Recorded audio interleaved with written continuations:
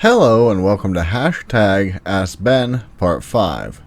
First off, let me say that I hope everyone had a great holiday, regardless of which one it may have been. Secondly, after last week's video, I was blown away on two separate accounts. The outpouring of love and support from all of you with the information about our channel's videos being possibly brought to TV was amazing. You all are truly the best. Then, you amazed me with all your questions for today's video. I honestly expected 5 or 6, but saw at least 20. Without dragging this out, I have quite a few questions to get to, so get ready for a long video. Starting off, Creatures of Legend wants to know what made me become fascinated with the paranormal or cryptids, and if I had any experiences. Snack also asked a similar question, but with a little twist to it that I'll answer shortly. Aura Neal was curious about the same topic, but also wanted a little more detail, revolving around if I had any preconceived ideas about the paranormal prior to everything. This is a rather curious topic, since it was a little odd for me growing up. It may shock a lot of you to learn this, especially since I don't believe I ever admitted to it before, but as a kid, I was really terrified of the ideas of ghosts and monsters. When I was younger, scary movies and spooky topics were really something I avoided. I even remember sitting in the kitchen during a Halloween party when everyone was doing the Bowls of Body Parts game. You know, where they tell a scary story while passing around a bowl of spaghetti that you would reach your hand into and they would say that this was his brains, or a plate of grapes saying this was his eyes. Yeah, let's just say I have progressed quite a bit since those younger years. Especially since I always hated Halloween, but now I love it and enjoy making elaborate displays each year. Even though I obviously avoided that world as much as possible, apparently the paranormal world wasn't having it. Since I've relayed a few times in the past the story about my first encounter around 6 or 7, when my grandfather's spirit randomly started talking to me at a pool party. Being as how I consider myself sensitive to spirits, I think my fear might have actually been caused from my, dare I say, connection to the spirit realm. I seem to recall my great-grandfather visiting me when I was young, but it is really vague. Now, all of this didn't pique my interest. What caused my fascination was my encounter many years later with a creature in the forest at the state park I was working at. I remember going home and telling my dad about it, and he nonchalantly said, "I wonder if you saw the Chupacabra." Not knowing what that was, I looked it up and the cryptid seed was planted. Up until that point, I didn't know that there were other creatures in the cryptid realm outside of Bigfoot and Nessie. To answer all the prior questions, even though I am a paranormal channel, I can safely say that I am primarily focused on cryptids. Yet, I really don't have too many cryptid encounters to talk about outside of the creature in the forest, a possible Bigfoot sighting, and, if we can include it, a run-in with a brownie. Most of my experiences are with spirits. Oddly enough, almost all of the men on my dad's side of the family have had various UFO sightings. So, maybe there is something in our blood. To answer Aura Neal's second part of the question, the biggest impact was that I went from a terrified kid to a person whose eyes were opened wide to the cryptid world quite quickly. I will combine our next questions, since Sneck originally wanted to know what my favorite cryptids are, and Gary Matrix Reviews and other videos wants to know which cryptids I wish were real, excluding Bigfoot. Wow. No one gives Bigfoot any love, including me for the most part. Just kidding. I hope I don't pronounce this wrong, but James Melchiano also is curious about this. These questions are a bit tricky, since I do have favorites, but I also have a separate list of ones that I do believe exist. Filling both sections are Mothman, the Jersey Devil, the Kraken, and obviously, Bigfoot. I'm betting many of my longtime viewers were already answering that question with Mothman. Now, I used to include the Chupacabra on that list, but I have some serious doubts, so I suppose it would be in the wish it was real category. I've always loved Nessie, but I also like to say it is in the I want to believe category. Dogman sightings have recently been popping up everywhere, so I could see them eventually making it into the favorites list. I think a good inclusion for ones I wish were real would be the various dinosaur-like cryptids. I know that many of these aren't considered dinosaurs, but forgive me for using the term since I am doing so just to simplify what I am meaning, rather than naming each of the various families.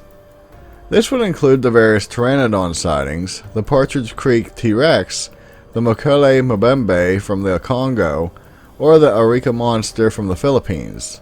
While I would like to say that I wish the Megalodon was real, I can't, since the very thought of that would be quite terrifying. Cal Lee has 2 questions for me, and the first one has had me excited to respond to it since I first saw it a week ago. Would I be upset if all cryptids were proven to be real or fake? I will assume that with this hypothetical question that there wouldn't be any wiggle room for error. It is simply known information. It would be great if all the cryptids were proven real, although it would also be a bit sad since the mystery would be gone. Although I assume others that are unknown could emerge in their place. I sort of feel that we always need that mystique of it possibly being real, but not, at the same time. With them all being proven fake, I would be sad as well, but fortunately my channel doesn't exist to sensationalize stories or prove any of these creatures exist. When it boils down to it, I simply enjoy the stories no matter how out there they are. So, even if proven fake, the stories would still exist and we could still enjoy them. Much like many tall tales. Many of us enjoy the legends of Paul Bunyan, John Henry, Pecos Bill, or even African tales of Anansi the spider, but we all know that they are fun stories that are made up. In saying that, it is believed that the tales of John Henry may actually have been partially true. With that information, it does go to prove just how important stories, legends, or myths can be. Either way, I always could go another route. If all cryptids were proven fake, then I could always turn my focus to aliens, UFOs, and ghosts. Cal Lee also wanted to know when the dog version of the Chupacabra first appeared, since they were unaware of the original reptile version. This is a question that deserves a little bit more research on my part, since I really couldn't find when the dog one came about. If my memory serves me right, I think it became popular in Mexico and Texas, and that is where it is still frequently seen. Personally, I don't consider the dog version of Chupacabra at all. Most all sightings that involve images simply show a mangy dog or coyote, but many more show the very real breed of Mexican dog called the Xoloitzcuintle. I don't think a lot of people are familiar with that breed, so it possibly would be weird to see one running about. Honestly, the fact that the Chupacabra has been so forcibly changed from the reptile form to this dog version actually makes me wonder if there isn't some type of cover-up trying to happen. It makes me wonder why they want to erase this version so bad, but yet there are all other types of cryptids of various shapes and sizes that haven't had the same effort used to try to change their perception of what people think they look like. It saddens me anytime I see a news report or article talking about Chupacabra. I know that I'll be seeing images of a dog. Now, playing devil's advocate, it also is possible that the reptile version is being removed since the original sighting stands on very shaky grounds. Being the woman who reported it did just see the movie Species the day, if not night, prior. Although this doesn't necessarily negate all the various other sightings. Keeping with this topic, Roaming Lycan wants to know if Chupacabras are pack-oriented. I hate to say this, but in light of the previous question, I'm curious about which form. Again, I don't view the dog version as a Chupacabra, but if you do, then I would say it is more than likely a yes. Most dogs tend to have a pack mentality. As such, I seem to recall sightings from ranchers who saw a group of them. Now, with the true reptilian version, I think they are lone hunters. I can't recall a single encounter where more than one of them have been seen at a time. Donkey Kong Max is curious how I feel about monster hunting shows and if I feel they are authentic. This is a mixed bag, since on one hand I can appreciate them for bringing popularity to the cryptid world, but on the other, they can also make the entire field look bad. Mountain Monsters and Destination Truth and its other variants are two that I'll give an exception to. Most everyone knows Mountain Monsters is completely fake, but it provides entertainment, doesn't take itself too seriously, but yet provides fairly accurate descriptions about lesser known cryptids. People I know who have no interest in cryptids could still sit down and enjoy that show. Questions of authenticity arise around Destination Truth and Expedition X. However, Josh Gates makes topics enjoyable and is fun to watch. I may be wrong, but I feel he generally has an interest in the topics, but maybe TV production may get in the way. I appreciate Expedition X since they have a skeptic and a believer go out and investigate, but some of that does fill off. By the way, no offense, but when did Jessica Chobot become a paranormal expert? I recall her mainly being on shows about video games and sci-fi topics. I guess if Megan Fox is now considered one, then the doors must be wide open for everyone.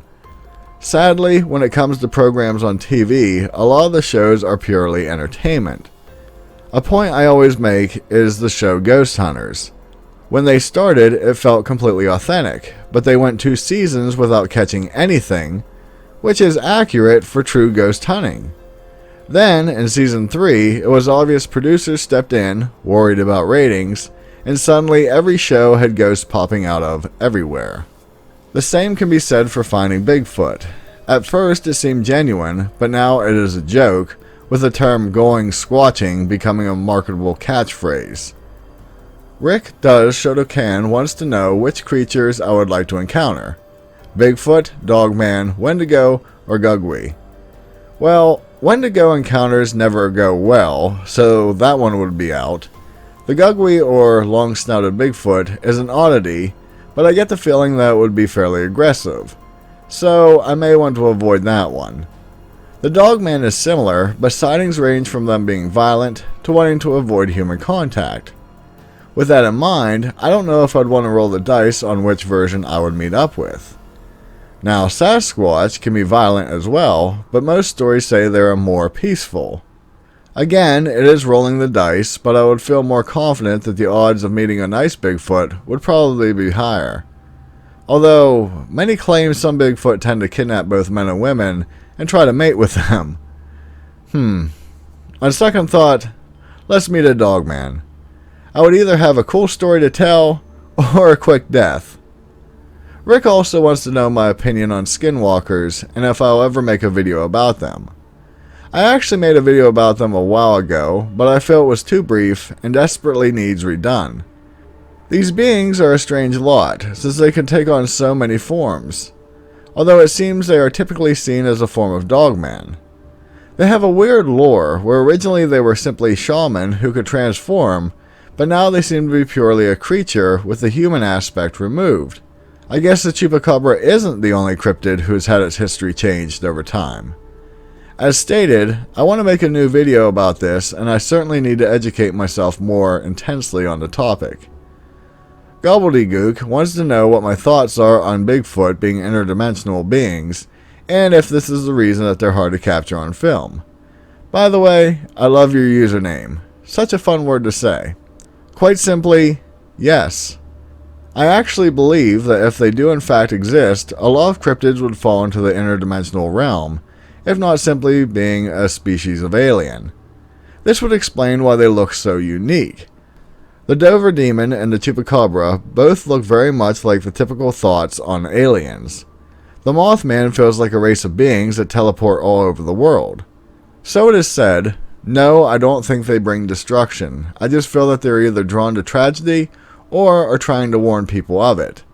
For some reason, I don't feel lake monsters fit into this category. They could be, but they seem to be creatures that time has forgotten. As for Bigfoot, there are quite a few interesting sightings of them leaving or entering portals, one of which I talked about with the Spotsville monster. Not only this, but there are many sightings of Bigfoot being seen alongside aliens and UFOs. I'm not saying this is what is going on here, but it is still a fascinating theory. B2069 says simply, Dogman, seriously, what do you know? Then goes on to say that the kids are afraid to go outside at dark due to a sense of dread, and a rash of strange attacks have been reported in Montana. Wow, putting me on the spot here. I don't know if the Dogman will let me talk about this, since we struck a deal with them years ago. In all seriousness, Dogman sightings have been on the rise in just about every state. At one time you rarely heard about them, but now they are almost as common as Bigfoot. I'm not really sure what is going on, unless we are seeing another situation where there is an attempt to divert attention from Bigfoot. Montana does have quite a few Dogman sightings, and it is home to the story about the large creature that allegedly turned out to be a gray wolf being killed there. I am sorry that I don't have more answers to give you at the moment, but Montana is in the top 5 of our Cryptid by State list, so I may have more information then. Ms. C. Parker wants to know if Bigfoot and giants could all be simply Neanderthals. I am not certain about this one, since I don't recall seeing any evidence that Neanderthals were particularly tall. So, in a sense, this would rule out Bigfoot and giants. Now, with your question, it does open the possibility for Bigfoot and giants to be related. In many legends, those terms and descriptions are fairly interchangeable. I am actually planning on making a giants video soon where I entertain this idea, so without saying too much, be on the lookout for that.